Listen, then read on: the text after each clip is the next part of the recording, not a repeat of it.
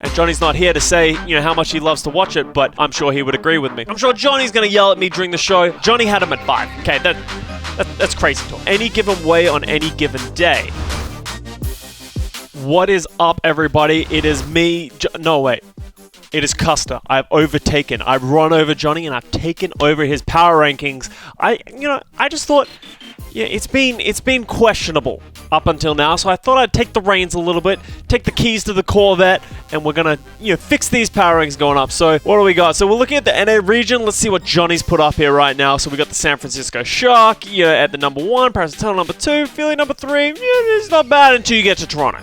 Okay, Toronto down, it just becomes a whole mess. So we're gonna fix this up a little bit, and we're gonna work from here. So it's gonna be a nice little thing where we're gonna sort of go down the list and just sort of mix and match, put people around, sort of see what we can do here. We're gonna start from the top. So we have San Francisco Shock sitting at number 1. I don't think you guys can remove San Francisco Shock from number 1 spot at this point. They looked clean, especially with the addition of Tayo instead of Super on Genji. That was great, but just not long term, I think, is probably responsible. They just look like such a dominant force, and until the Paris Eternal can beat them consistently, I don't really think I can put the Paris Eternal above them. So we go to number 2, and there they are. Paris Eternal sitting number 2. They look incredibly clean. You really got to respect what this team has accomplished with all their new roster moves, with all the coaching. They look just so clean. The amount of diversity and sort of different looks that they have for this roster that we've seen as of late over the last couple of weeks has been incredibly impressive.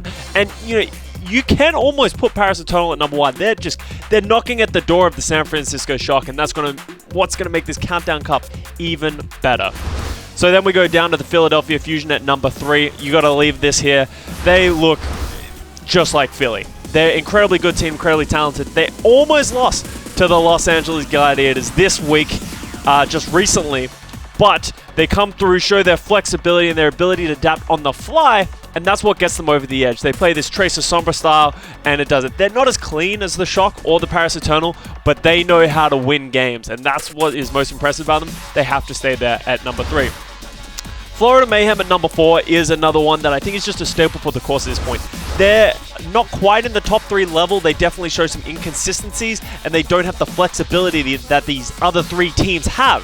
So the Florida Mayhem sitting at 4th, I think they deserve that. Until they start, winning more of these games against these top teams consistently, they're going to stay here, but they are definitely above the rest of the pack. So this is where it gets complicated, guys. Here is where it all breaks down, because we have this sort of 5 to 10 range of power rankings that could honestly go any given way on any given day. And that is what makes doing this so hard, and why I don't envy Johnny. I was having to put my list together just a second ago, and I was like, oh, my head hurts. This is so hard. Somebody's going to yell at me. But I think we can do it. We can do it, okay? This is the awkward part to start, though, and it's always hard to justify the first one. At number 5, I have the Dallas Fuel. So the Dallas Fuel, a very interesting team that have been moving away from Decay on the hit scan and moving in Onigod. I, just like a lot of other people, were very hesitant to agree with this choice, but Onigod has proven to be a great asset on this team. He shows a lot of flexibility, and he shows a lot of team cohesion that we haven't really seen from these guys thus far. They haven't been getting all the wins, they haven't been clean, but I think this is probably the most likely team in this 5 to 10 range to have the consistency going from week to week. They have a 6-8 record, so obviously earlier in the season, we're just going to forget about that. So we're going to leave Dallas Fuel at number 5 until they disappoint me once again. Going into number 6, we have the Atlanta Reign. This is a really hard team to place. They obviously just lost Baby Bay due to retirement, and they now playing Erster and Edison. I almost forgot his name. Erster and Edison have been incredibly good. Edison showing some prowess on that hit scan. His tracer is phenomenal, and Johnny's not here to say, how much he loves to watch it, but I'm sure he would agree with me. Erster, on the other hand, someone that we hyped up a lot. A lot of people had him as their MVP going into this season, but he's been pretty much missing this entire season. He's been moving more towards the flex DPS role, and on his Genji, his stats have looked suboptimal, to say the least. So he has been struggling thus far.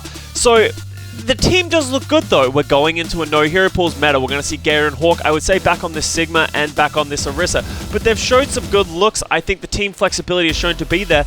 And I don't think there's a logical reason to put them at 6, but my heart says I should. So I'm going to put them there, and once again, we'll see if they'll disappoint me moving forward. Next up, we have the Gladiators going from 10th to 7th. Mainly because I disagree with where Johnny had them originally. Yes, they were bad, but I don't think they were 10th. And they did go 0-2 this weekend. So it's kind of hard to justify why they're moving up to 7. But they've been incredibly impressive in those matches. I think the looks that Mira provided on the Zarya, Kevster just putting on an absolute phenomenal performance on this Genji. No one expected him to be at this level coming up from contenders, but they've been great additions to this team. They've definitely suited the meta and they deserve to move up. I'm hoping this gives a bit of a confidence boost to this roster to really perform when it's needed the most. They did play against the Philadelphia Fusion and the Paris Eternal, so that is why you cannot look at these losses too harshly. I think you need to look closer at the performances against those teams, and I think they were pretty solid. Yes, they got reverse swept by Philly, but that was just unfortunate, in my opinion. They really got caught out by the adaptation of the Philadelphia Fusion, and then Paris Eternal has just been absolutely dominant in this meta thus far. So I want to move them up to 7, and I really hope they don't disappoint me from that. Okay, going to number 8, my boys, the Los Angeles Valiant. So the Valiant are a very interesting team in the fact that they are incredibly good in the right meta. If they have Shaxx on the Tracer and KSP on the hit scan, I think you can easily put them as a top 4 team, top 5 team. But whenever you move into any other meta, they haven't shown the ability to utilize that Genji as well as other teams. Their coordination seems to be lackluster whenever they need to play these dive type styles, and they are very rigid in their ability to adapt mid-games. So that is why I have them all the way down at number 8. Until I can see that flexibility, I don't really want to just put them willy-nilly up high based on the metas. I think they will be better than number 8 going into this meta of the Countdown Cup. But I want to look at the grand scheme of things. I think Valiant will sit pretty heavily at number 8 throughout the rest of the season. Toronto Defiant. Johnny had them at 5. Okay, that's crazy talk. They did have a good Summer Showdown performance, but I think it's time to come back down to earth, okay? Because they aren't a number 5 team, and they've shown that over the last couple of weeks. They did get a win against Washington Justice, but that was not a clean game, and they really struggled as of late to really coordinate that dive that we've seen a lot in this meta of the NA region. Going into the Countdown Cup, they are going to be playing more of this Orisa, more of this Sigma, which is good for Numlock and Nevix, but I don't think that's going to put them heads and shoulders above everyone else. I think these other teams that I put above them are just more consistent with their results, and that is why I'm putting the Toronto Defiant down at number 9. And then the last one, who is going to get the end of the stick of this sort of middle of the pack, is the Houston Outlaws. I think they need to be down here at this point. We're on the wave, right? We're on the wave of, oh my god, Houston Outlaws, they might be good. And it's come crashing down. They take a loss to the Washington Justice, which is... It was a hard match to watch because they should be performing at a better level, but sometimes it just all seems to fall apart for them. Yes, having hydration on their main tank in a dive meta was always going to be hard for them, but just across the board with the coaching of switching in their Genji players, switching Traces, switching Ashes, they just didn't look comfortable at all, and I don't really want to put them on a higher level until they can show consistency. That seems to be a common theme throughout the entirety of this power rankings, is that I'm not going to put a team high up unless I can see them getting consistent performances throughout the season. Okay, now we're at the bottom end, unfortunately, of the power rankings. I have Washington Justice at number 11. They did get the win against the Houston Outlaws. They deserve to be there. They are looking like they're improving, but they're still, down towards the bottom end. Unfortunately, they haven't really been able to put their experienced roster into practice. We have the Vancouver Titans at number 12. They had a historic loss against the San Francisco Shock this week, and I don't really want to talk about it too much. I'm not going to put them at 13th because I think they have been making improvements, and they definitely just don't look good in this dive meta. So hopefully going into the no hero pools of the Countdown Cup, they will be a little bit better than the Boston Uprising, who are at number 13. Unfortunately, just haven't been impressed by anything that they have been doing, so I'm hoping to see a resurgence for them moving into the playoffs. Okay. That's it for the NA region. I hope you guys enjoyed it. That's my 1 to 13. I'm sure I'm going to get a lot of flack. I'm sure Johnny's going to yell at me during the show, but that is what I have down for right now. Moving on to the APAC region. We got to go from 1 to 7, and of course at number 1 it has to be the Shanghai Dragons. Their consistency throughout the entirety of the season has just been unparalleled. They've been so dominant, yet they have looked mortal as of late. They were doing the Tracer Sombra meta before it was cool. They were doing the Xayah dive, and it worked out really well for them, but they definitely did play some matches closest. They almost lost to the London Spitfire of all teams. So it is interesting seeing how they're going to perform moving into the playoffs once again. At number 2, we have the Guangzhou Charge. They did lose to the NYXL last week, but I don't think you can really think about that too much. It is consistency that I put above all else, and the Guangzhou Charge have always been getting these wins. They've been great over the last couple of months, and I think they need to stay at number 2, even though the NYXL have been making a resurgence as of late. And that is why NYXL is at number 3. They have looked phenomenal when they have this Huxal on the Genji, they put Anamo on the Mercy, they got Jonak on the Zen. It was just like music to your ears. It's like going back, a blast from the past, watching them play that game. It was awesome to look at. But the question becomes, can they keep this going when they have to play the meta, which might move back towards this Orisa Sigma style? They haven't looked comfortable, and they seem to be changing their players around at every corner. So I'm really interested to see how they're going to adapt and play their own style, because that's when they really look the best. Now we're going to have some differences.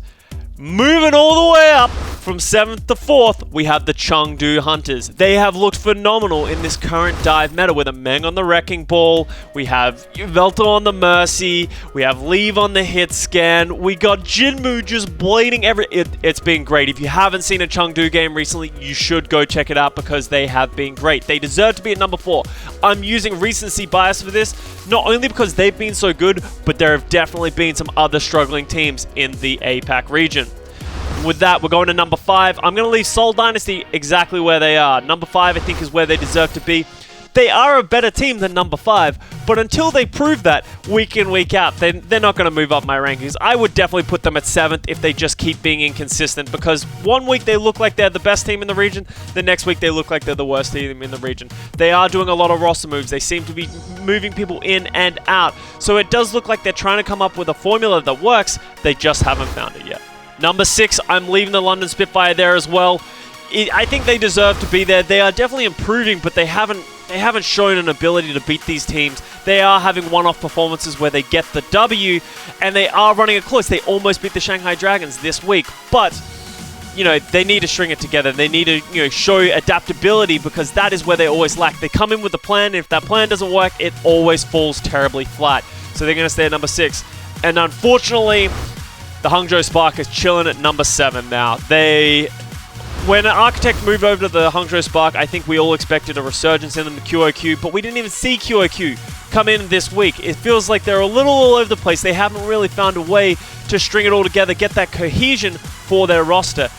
Something is terribly wrong, and I unfortunately want to say it. They do look like the worst team in the APAC region, so I want to see them really step it up to the plate moving towards the end of the Countdown Cup, because the playoffs are coming.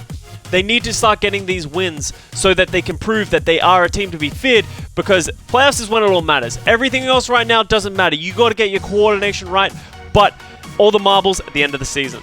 And that's it. That is my Week 26 power rankings. I've stepped in for Johnny, and I think I've done a pretty bang-up job. I'm sure Johnny will let me know when this video comes out. Please let me know what you guys think in the comments.